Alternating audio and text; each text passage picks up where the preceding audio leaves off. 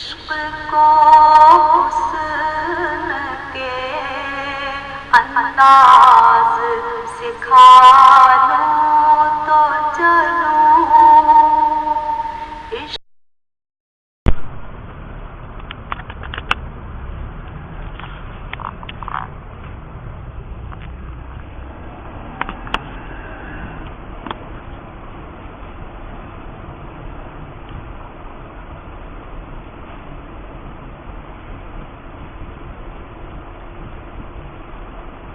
اچھا جناب کہاں سے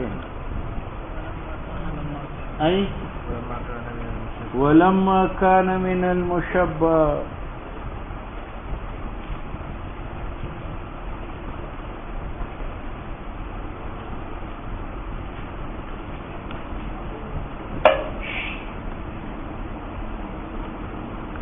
مصنف نے کہا تھا کہ تشبیہ کی طرفین دو قسم پر ہے، حسی اور عقلی، دو قسم بتائے آگے پھر یا دونوں حسیان یا دونوں عقلیان یا یہ عقلی حسی یہ حسی عقلی، لیکن عقلی حسی سے خارج نہیں ہے۔ تو ماتن نے مشبہ مشبہی کو منحصر کیا تھا کس ہاں دو میں، حسی اور عقلی۔ اعتراض پڑتا ہے کہ کبھی کبھی مشبہ مشبہی نہ حسی ہوتے ہیں نہ عقلی ہوتے ہیں، بلکہ وہ خیالیان ہوتے ہیں اور وہ وہمیان ہوتے ہیں، وہ ظنیان ہوتے ہیں۔ یہ تو وسطہ آیا عقلی اور حسی کے درمیان، بات سمجھ گئے؟ حسی وہ ہے جو مدرک بالحس ہو، عقلی وہ ہے جو مدرک بالعقل ہو، اور خیالی اور وہمی وہ ہے جو مدرک بالحس بھی نہیں ہے، مدرک بالعقل بھی۔ واسطہ تو آ گیا، ٹھیک ہے۔ تو مصنف نے آئندہ متن میں حسی کی تعریف تاکہ وہمی اس میں داخل کرے۔ حسی اس کو نہیں کہتا کہ وہ مرکب بالحس ہو، نہیں، حسی اس کو کہتے ہیں کہ وہ خود مرکب بالحس ہو، اور اگر خود مرکب بالحس نہ ہو تو کم از کم اس کے اجزاء مدرک بالحس۔ تو امور وہمیہ اگرچہ مدرکات حس کی نہیں ہے، لیکن امور وہمیہ کی جو اجزاء ہے وہ مدرک بالحس ہے، تو خیالی وہمی کس میں داخل ہو گئے؟ حسی میں داخل ہو گئے۔ بات سمجھ میں آئی؟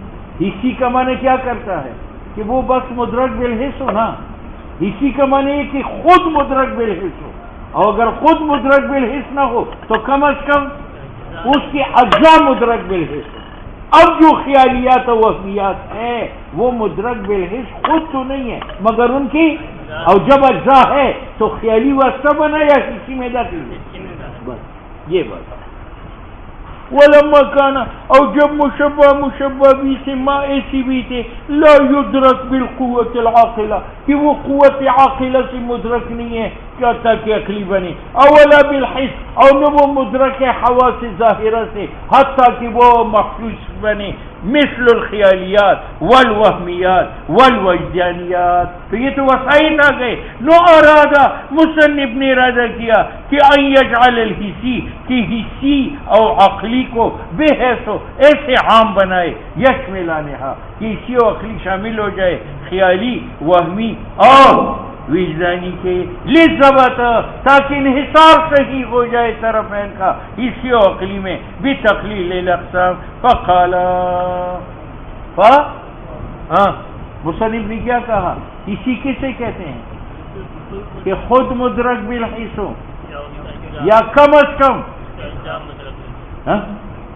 تو جناب اس لیے فرمایا والمراد بالحسی، مراد حسی سے المدرک ہوا او مادته باحدى الخواص الخمسہ، کہ وہ مشبہ مشبہ بھی یا خود مدرک بالحس ہو یا اس کی اجزاء مدرک بالحواس ظاہرہ ہو، یعنی بصر سمع شم ذوق لمس سے، نو داخل ہوا فی حسی میں بسبب زیادت اس قول کی کہ او مادته، کون داخل ہوا؟ خیالی اس مجموعہ مرکب کا نام ہے کہ وہ مدرک بالحس نہ ہو، لیکن اس مرکب معدوم کے اجزاء مدرک بالحس ہو، تو داخل ہوا اس میں خیالی۔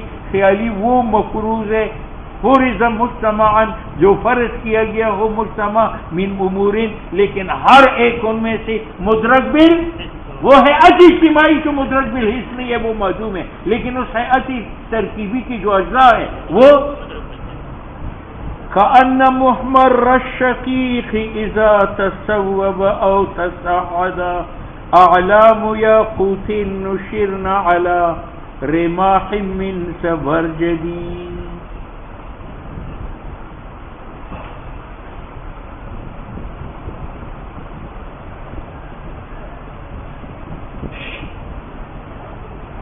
یاقوت ایک پتھر جس کا چھوٹا پتھر بھی کروڑوں روپے کا ہے، تو یاقوت پتھر کا ہے.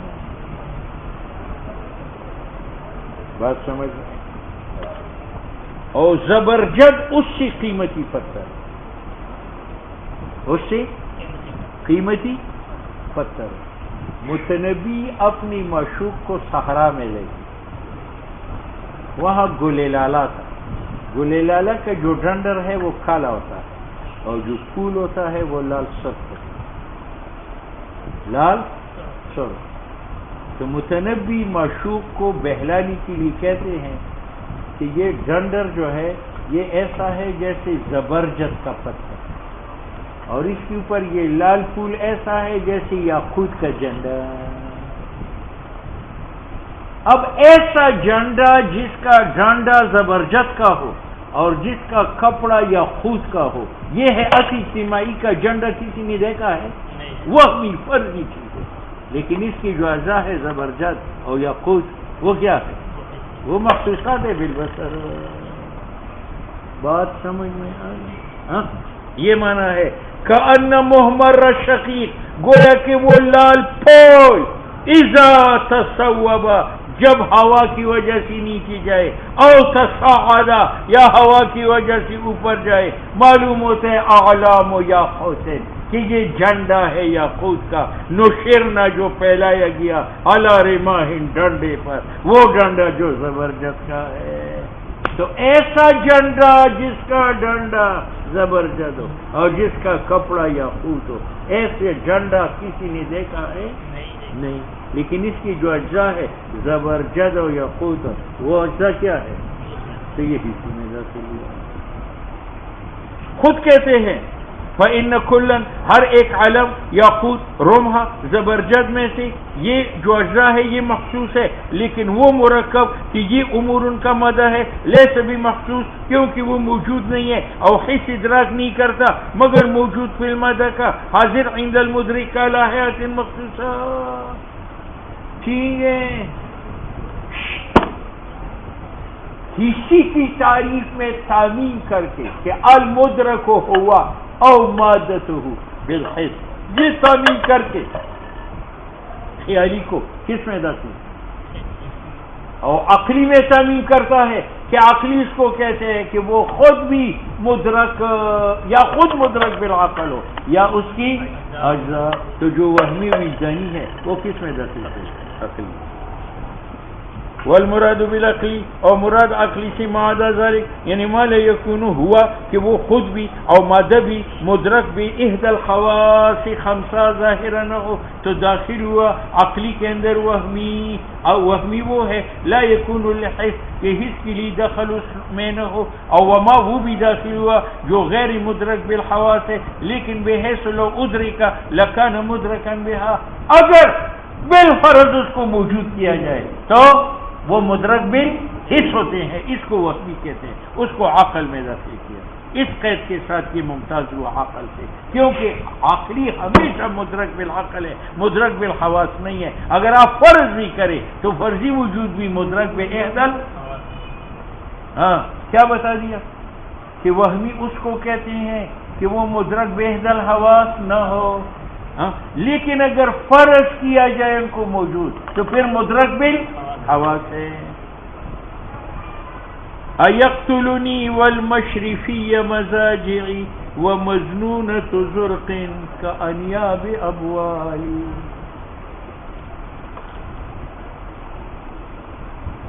متنبی کو وزیر نے دھمکی دی کہ متنبی میں تجھے قتل کروں گا. ہاں؟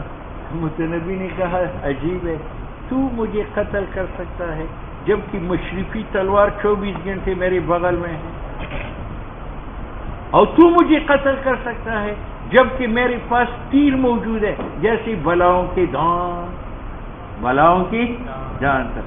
ایقتلونی، وزیر مجھے مارے گا، والمشرفی و مزاجعی، اور مشرفی تلوار میری کروٹ میں ہے، وہ مسنونۃ زرقن، اور اعلی تیر میرے پاس ہے، کانیاب اغوالی، جیسے ڈانس بلاؤں کا۔